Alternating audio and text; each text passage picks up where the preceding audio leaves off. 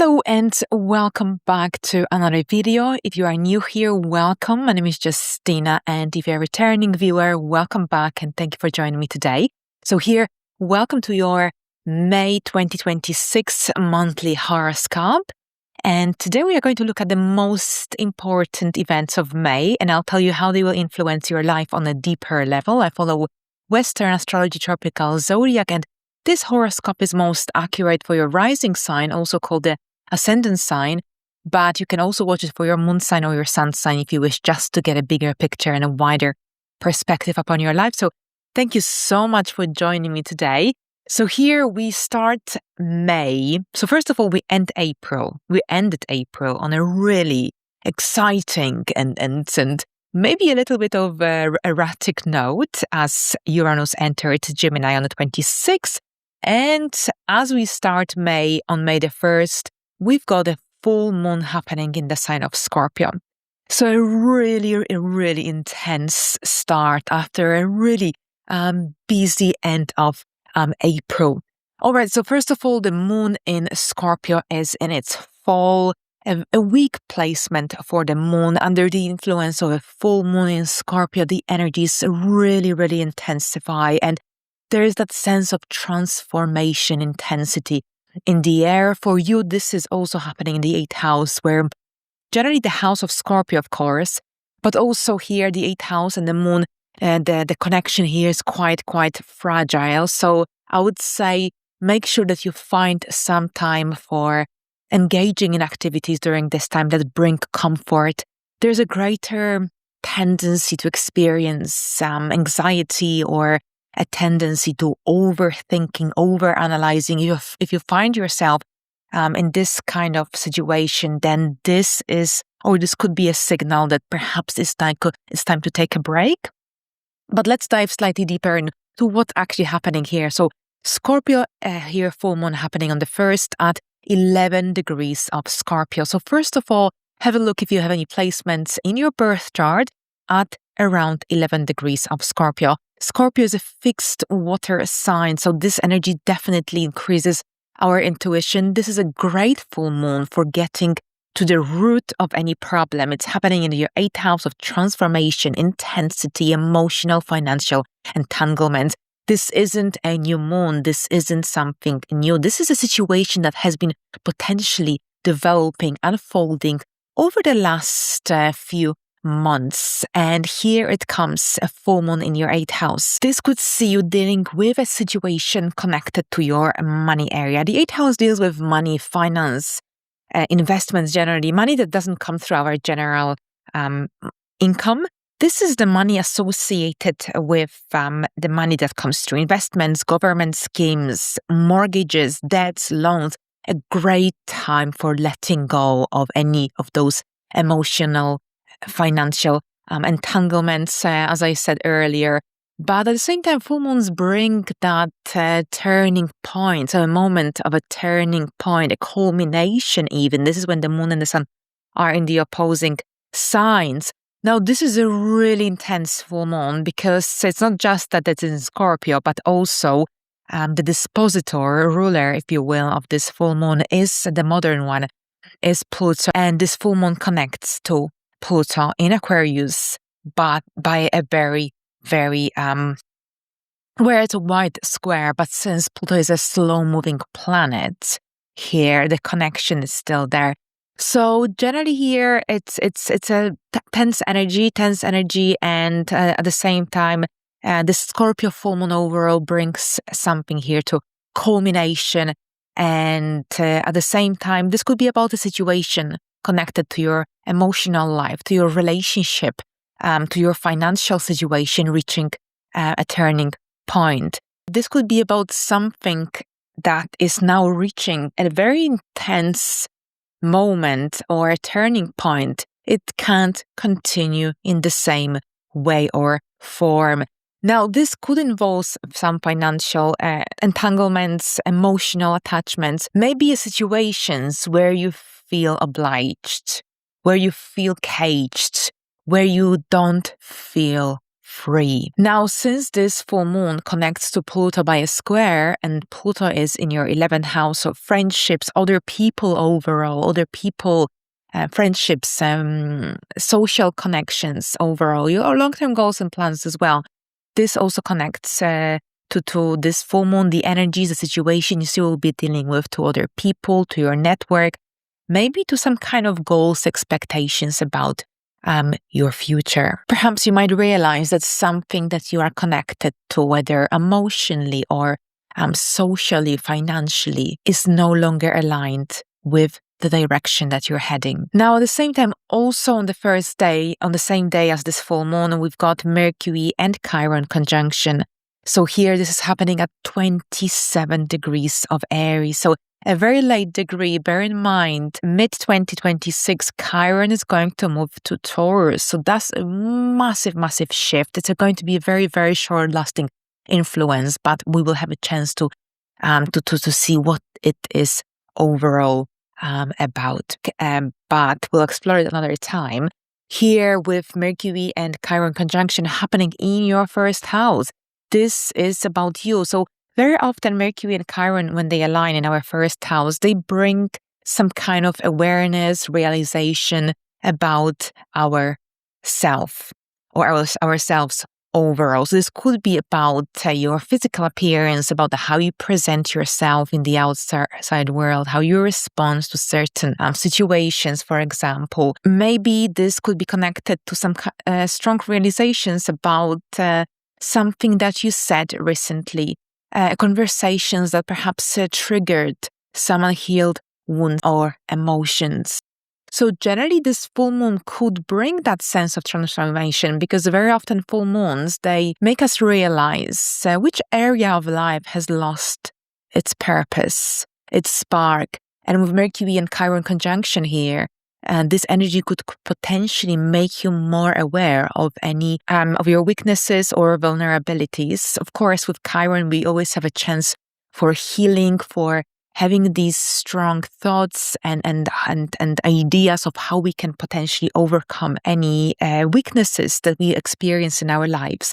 But at the same time, there is a sense, generally you might experience that something is changing in the air, especially you are changing. You've got Saturn and Neptune in your first house. So something is changing about you, about how you see the perhaps your direction. But it might be that something that you are connected to isn't. All right, so I'll leave it here for you to explore further in connection to your own experience. Now, here on May the 3rd, Mercury enters Taurus, so Mercury will leave your first house. So here, imagine that Mercury in Aries has brought lots of different ideas, maybe increased a need for expressing your needs, your goals, your opinions overall. And here, Mercury is moving into your second house. So overall, in Taurus season, and now Mercury here as well. This is a good time for generally dealing with your budget, finances, with budgeting, financial planning. And this energy could also make you think about stability, your stability in your life, especially financial security and stability. Now, Mercury on May the 6th, Pluto stations retrograde in Aquarius. So here, this is happening at 5 degrees. So Pluto has been in Aquarius since March, April 2023. So now it's been already 3 years since Pluto entered Aquarius, and it only moved 5 degrees. My natal Pluto is at 7 degrees. So I'm approaching my Pluto and Pluto square. But for those of you who were born, especially the 4th, the 5th degree of, if your natal Pluto is at 4th and 5th degree, then you are experiencing one of those midlife transits this year, which is pushing you towards that big transformation, breaking away from what doesn't serve you anymore. But here with Pluto stationing retrograde, so as you can see, these initial days of May are very much centered around transformation on a deeper level, a rebirth in a way as well. But here, generally with Pluto stationing retrograde, this retrograde happens every single year, so it's not something unusual. But every year it happens, it starts usually at a later degree than the previous year. So this generally brings retrograde energy, same as in our birth chart. They generally indicate that internal energy, internal reassessment on a deeper level. And this is in connection to your future goals, to your sense of belonging, especially within group dynamics, within social dynamics, for example. This is also about reevaluating the direction that you're heading. And I think it's a really ideal retrograde to really look deeper into your life, into the path that you're going as well, because of these major transits that started this year for you with Saturn and Neptune in your first house. This is huge. I remember when Saturn was in my first house, my life has changed a lot. But yes, there is often more responsibility. You might become more critical, more demanding of yourself. Maybe you might be experiencing delays, although those delays will come probably when Saturn becomes retrograde, turns retrograde, which will be a great time for working on what you have already kind of established in those initial degrees of Aries. But Saturn is moving very quickly here in Aries, because Aries is fast. Now, coming back to Pluto retrograde, so this could be a time when you'll be questioning your friendships, your social circles, your group associations, who aligns with you, who doesn't, and at the same time whether your current path, whether your current life direction aligns with the person that you are becoming. So this is huge, because this retrograde could potentially bring a shift of energy, a shift in your direction. Now, May the 16th brings a beautiful new moon in Taurus. Taurus is exalted. The moon is exalted in Taurus. So a planet or a luminary is in its sign of exaltation when it's in opposition to the sign of its fall. Yeah, fall. All right, so the moon was in its fall in Scorpio. It is in its sign of exaltation in the sign of Scorpio. And Taurus is a fixed earth sign. So fixed energy brings stubbornness, but at the same time, a lot of determination. I've got quite a few Taurians in my family, and they are definitely determined. So sometimes with that Taurus energy, because it's also a new moon, the moon is dark at the time of a new moon, so sometimes it's difficult to take something off the ground, to deal with a certain situation, scenario. But once we do, then we want to get through to the end. That's determination of Taurus. But this is happening in your second house, or the house opposing the 8th house. So at the beginning of the month, you've got a full moon in Scorpio. Then on May the 16th, there is a new moon in Taurus on the 16th of the month. I'm thinking 16 because I've been learning about numerology, and 16 is actually a karmic number. It represents karma, family karma. So that's on a side note. But this is happening in your second house. Overall here with a new moon in Taurus, happening here, and it's happening at 25 degrees. So quite a late degree of a new moon. And generally the new moons this year have been happening at late degree. We had the solar eclipse, then the new moon in Pisces at a late degree, new moon in Aries, new moon also late degree. As I told you before, new moons in late degrees bring that sense of urgency, like we are kind of running out of time. Here the focus for you is on your income, on your money situation, on financial stability, security, overall. So generally Taurus energy is fixed. So it's about building something slowly in a sustainable way, something that will last. This isn't a fast energy like Aries. This is a much slower energy that requires some effort, but it's a very stabilizing energy as well. So this could see you engaging in some new financial venture, maybe a new job, new business, side hustle, maybe a new way to manage your finances, maybe perhaps I was going to say a new purchase, some purchase as well. But that's here the new moon. And on the 18th, we've got Mars enters Taurus, the second house. Mars in the second house after the new moon in Taurus. So Mars in the second house, generally Mars is connected to aggressive, impulsive, dynamic energy. And with Mars in the second house, we become more aggressive, but not necessarily in a negative way, because this could also be connected to self-assertion and confidence, especially when it comes to making money, when it comes to reaching your financial goals, when it comes to dealing with financial matters. But at the same time, here, this energy is not reactive like it was in the sign of Aries. It's more deliberate. So this is a time for you, a good time for generally to start building something lasting, especially after the new moon in Taurus. Mars brings a lot of energizing energy. So it's a good time for taking calculated financial risks or actions. This is also a time when you might be making some important financial decisions. This energy also helps you to assert yourself, assert your value. So those who struggle with self-worth, Mars in the second house energy can bring a greater sense of assertion or ability to assert yourself in difficult situations overall. All right, just be careful, because with Mars in the second house, this is also connected to impulse spending, impulse purchases. So keep this in mind. Now, May the 19th brings Venus in Cancer. Venus moves into Cancer, and this a beautiful, beautiful energy that brings a lot of harmony, balance, comfort into your area of home. So a good time for seeking that emotional stability. Venus in Cancer feels absolutely fantastic. This is a very comfortable placement for Venus. And at the same time, this is a very grounding energy that could see you hosting perhaps some family events or having visitors, visiting family, reconnecting with loved ones, maybe beautifying your home. So really well-balanced energy after all.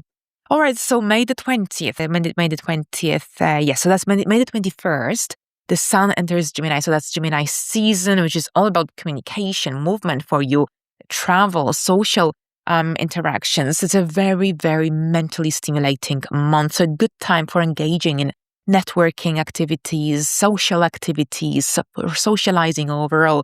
If you enjoy writing, then go for it, or reading. There is so much mental stimulation that you need to release this energy on doing something mentally stimulating, intellectual. But at the same time, on May 22nd, we've got quite interesting energy happening here, because that's when the Sun and Uranus conjoin at 1 degree of Gemini. So this is quite an interesting one, because it could bring some unexpected news. Here, the third house is the house of news, information, communication, thoughts. So yes, definitely keep an open eye for these interesting opportunities that may come your way. Your plans may change unexpectedly. So generally, this isn't a good day to be too fixed with your plans. If you have things already booked and arranged, then that's okay. But it's essential to remain flexible during this time, because things might change unexpectedly with the Sun in Uranus involvement. This energy could also completely change your mind about something that you've been really fixed on or fixated on. And this could be also connected to some sudden conversations you might have with someone, or some sudden meetups, unexpected news, decisions overall. Perhaps something that you see or hear might completely change your perspective as well. Now we end the month. It's an interesting month, the Aries, because we've got 2 full moons this month. The second full month of the month, we start with a full moon, we end with a full moon. So the second full moon of the month is on the 31st of May at 9 degrees of Sagittarius. So full moons bring culminations, turning points, and this is a good time for letting go, releasing of what doesn't serve us. For you, this is your 9th house. So while the month starts with intensity, it probably ends with more clarity, because this full moon could bring the much needed clarity, especially in terms of where you're heading, where you're going. The 9th house deals with your purpose, with your life direction, with something bigger than the everyday mundane reality. So generally this full moon could bring more clarity about your vision, about the direction that you're heading. And at the same time, this energy can also help you understand more clearly about what you are willing to carry forward and what you are ready to release. So on this note, I wish you a productive month, and until the next time, bye for now.